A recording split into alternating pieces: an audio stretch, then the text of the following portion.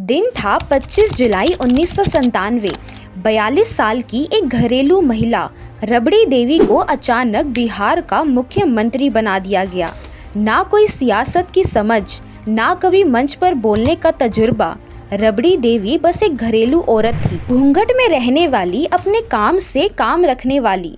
तो आखिर ऐसा क्या हुआ कि वो बनी बिहार की पहली और अब तक की आखिरी महिला मुख्यमंत्री। इस वीडियो में जानेंगे उस किस्से को जिसने बिहार की राजनीति में एक नया मोड़ ला दिया।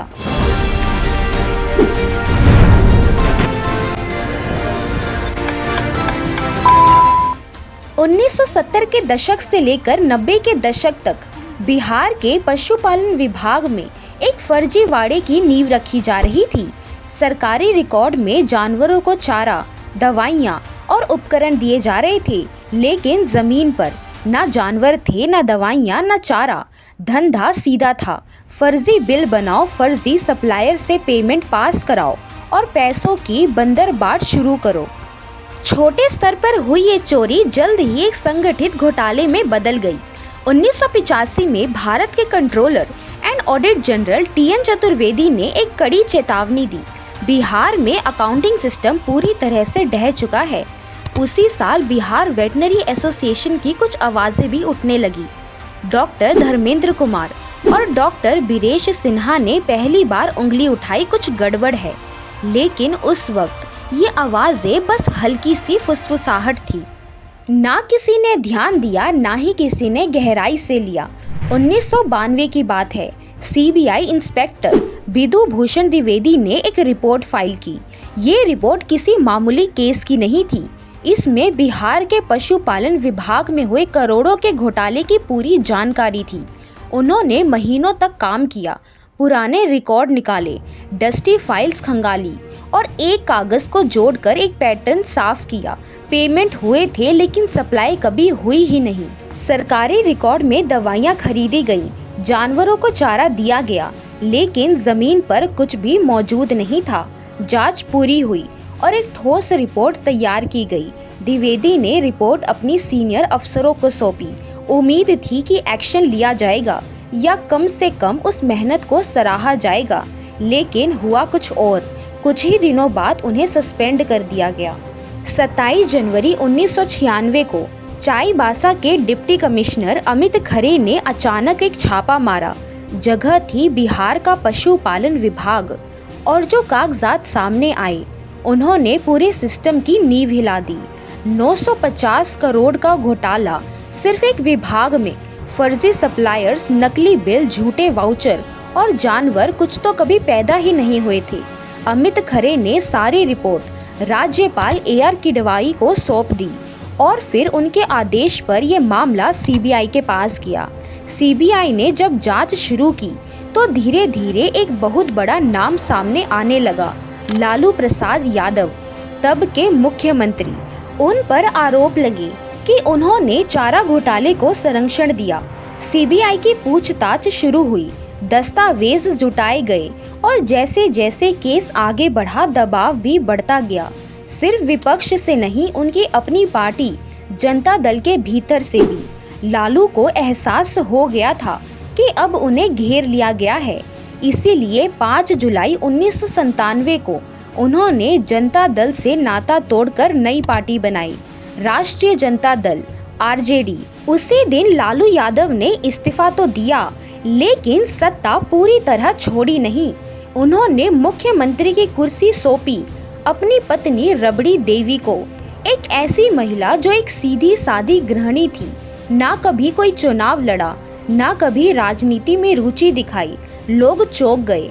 पूरे बिहार में एक ही सवाल गूंज रहा था, क्या अब रबड़ी देवी सिर्फ नाम की मुख्यमंत्री है?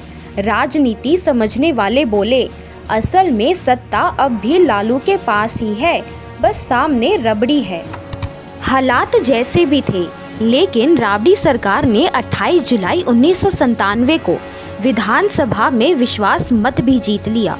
कांग्रेस और झारखंड मुक्ति मोर्चा ने भी RJD का साथ दिया और इस तरह लालू यादव ने सत्ता अपने ही घर के भीतर बनाए रखी।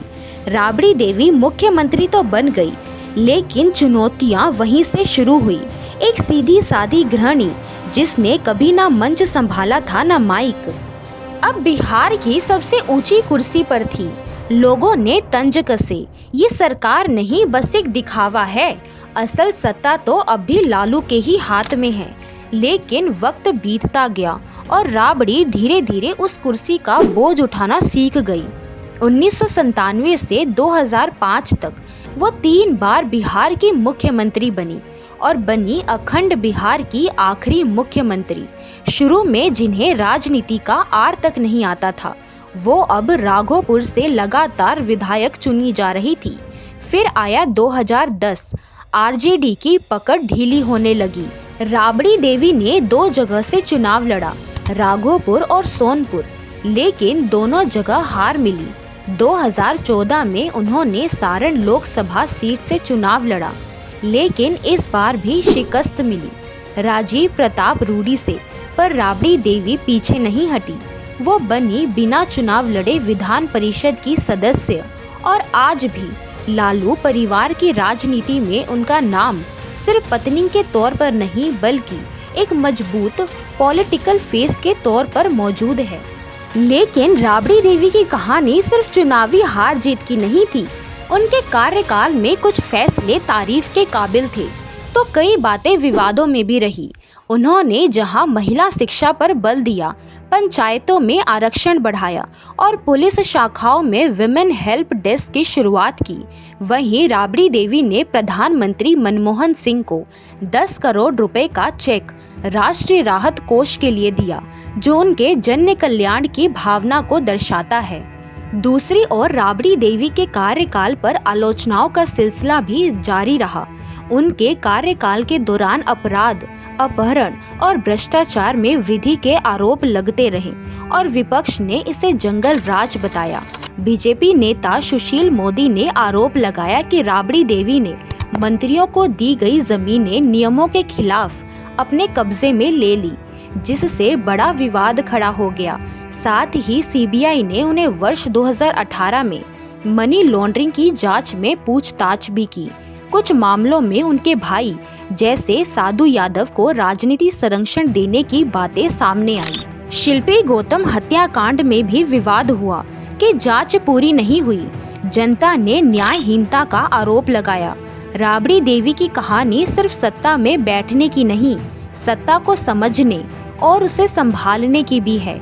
आखिर एक महिला जो राजनीति से कोसों दूर थी, बिहार की सबसे विवादित और ताकतवर नेताओं में से एक कैसे बन गई? आपका क्या मानना है? राबड़ी देवी एक मजबूत नेता थी या सिर्फ लालू प्रसाद यादव की छाया? नीचे कमेंट में अपनी राय जरूर बताइए। अगर आपको यह वीडियो इन्फॉर्मेटिव लगी हो, लाइक, शेयर और चैनल को सब्सक्राइब करना ना भूलें।